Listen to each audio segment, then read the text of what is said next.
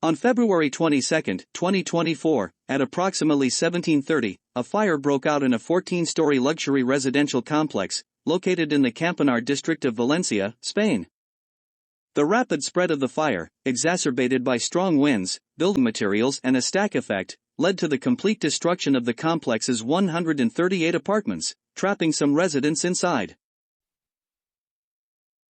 These are some details of the final police report. At 17:30, fire is declared. Flames appear in the balcony of apartment number 86, at the 8th floor of the tallest tower. This point corresponds to the kitchen. At 17:40, fire engines arrive. While the fire starts to expand, flames, which were expanding to the right of the facade, changed direction due to strong 60 km/h gusts of wind.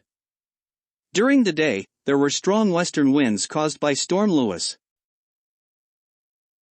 Fire also propagates upward, due to hot air being lighter than cold. It also propagates downward due to falling burning fragments.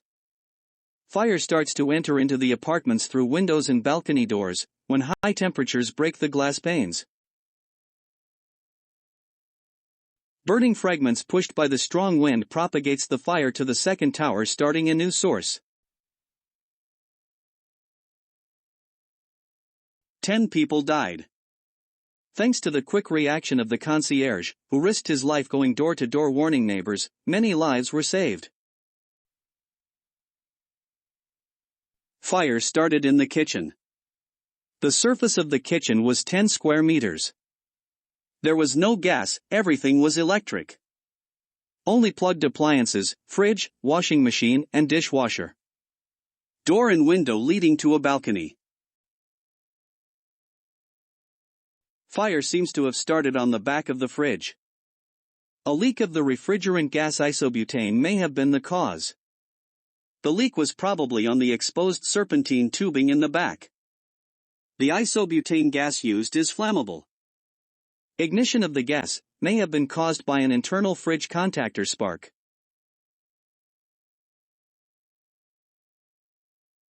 Freon refrigerant, normally used in fridges and air conditioning, was banned in the European Community in 1995. It has been widely replaced by isobutane, which is flammable. 300 million fridges in the world use isobutane.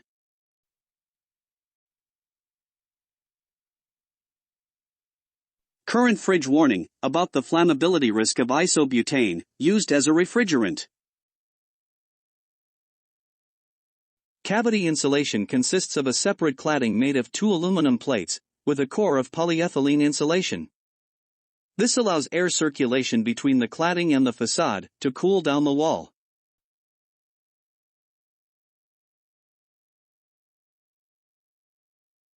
Cladding panels consist of 2 aluminum plates with a core of polyethylene, which is highly flammable.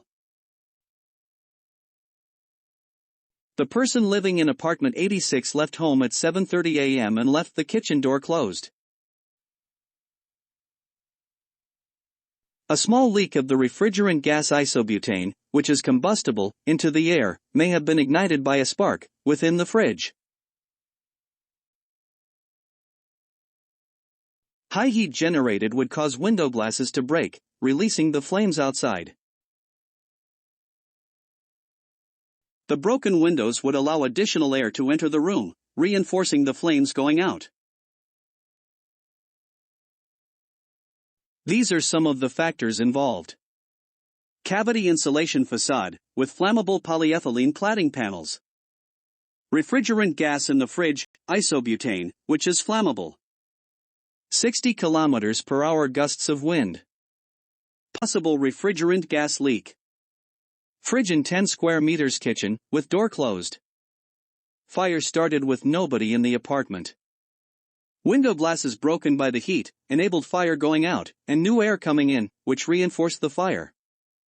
Chimney effect, quickly, spread the fire upwards, along the facade. Burning liquid polyethylene spread the fire downwards. Gusts of wind spread the fire horizontally. The fire which destroyed Grenfell Tower in June 2017 was one of the UK's worst modern disasters. Just before 1 o'clock on June 14, fire broke out in the kitchen of a fourth-floor flat at the 23-story Tower Blok in North Kensington, West London. Within minutes, the fire had raced up the exterior of the building and then spread to all four sides.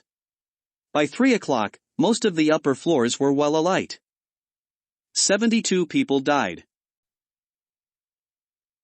Flat occupant described being woken by the sound of a smoke alarm. He went into the kitchen and saw smoke in the area of the fridge freezer and near the kitchen window. He immediately called the fire brigade, which logged the call at 0:54. Four fire engines were sent to the scene, the first arriving at 0:59. The first fire crew entered the flat at 1:07. They initially searched the bedrooms and did not enter the kitchen until 1:14. It appears that the fire had spread to the cladding before the firefighters had entered the kitchen. Mobile phone videos show the blaze reaching the top floor on the east side of Grenfell Tower by about 1:26, less than 30 minutes after firefighters had arrived. Fire began next to a tall fridge freezer. Unknown materials stored between the freezer and wall may have become involved in the fire in the early stages of its development. Grenfell Tower had a stay-put fire policy. Essentially, the building design would contain a fire in a single flat for as long as it took fire crews to bring it under control.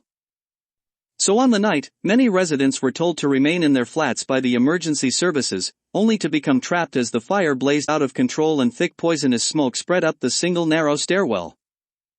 Dr. Lane said that the stay-put policy had substantially failed by 1:26, less than 30 minutes after the first firefighters were at the scene.